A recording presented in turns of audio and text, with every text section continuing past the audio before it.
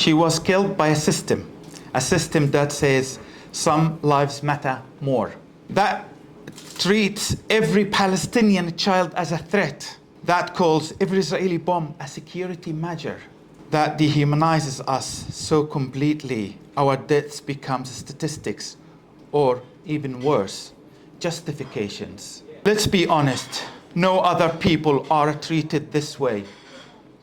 No other genocide is doubted this loudly. No other victims are blamed so consistently for their own extermination. No other oppressor is so funded, shielded, and celebrated. So yes, why Palestine? Because Palestine exposes everything. It tears the mask of the West's moral theater. It asks the question that terrifies people. If I support this, what does that make me? Defending Palestine is not about blood or identity.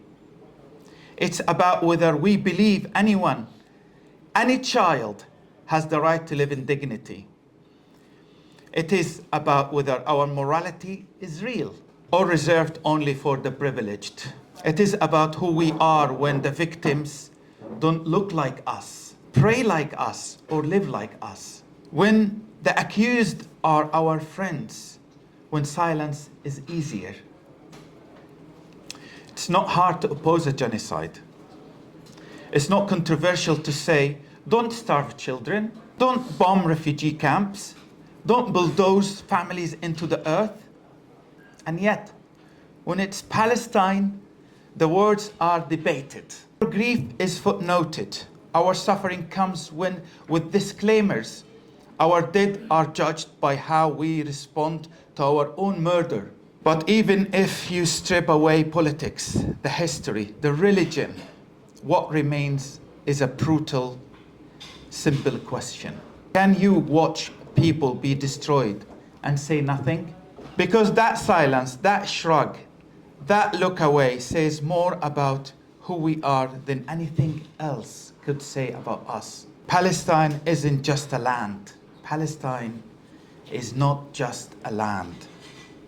It's a test. It's a test to our empathy, to our conscience, to the truth, to our belief. And it is a test that the world is failing. It's a test that the world is failing. We are not asking for pity.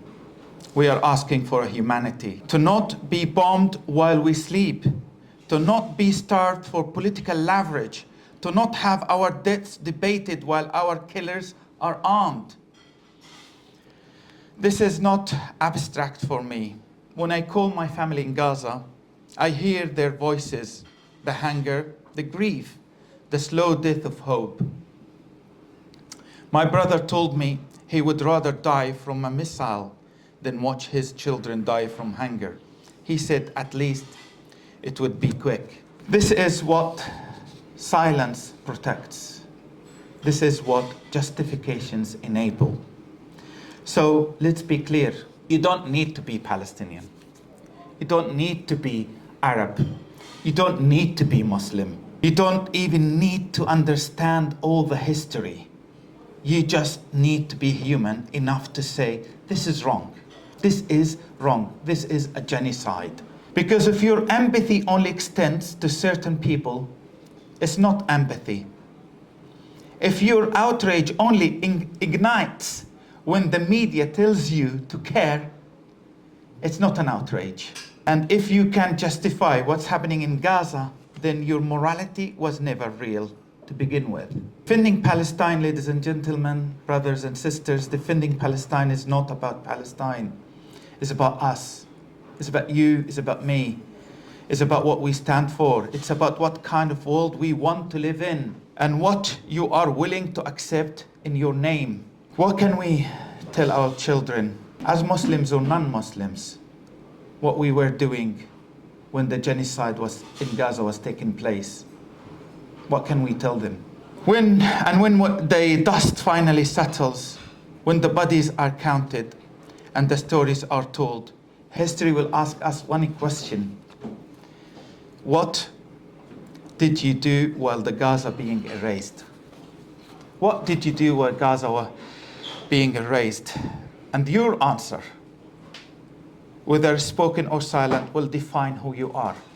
Our answer on this one will define who we are and what we are and what values we hold and what principles we stand for. Thank you.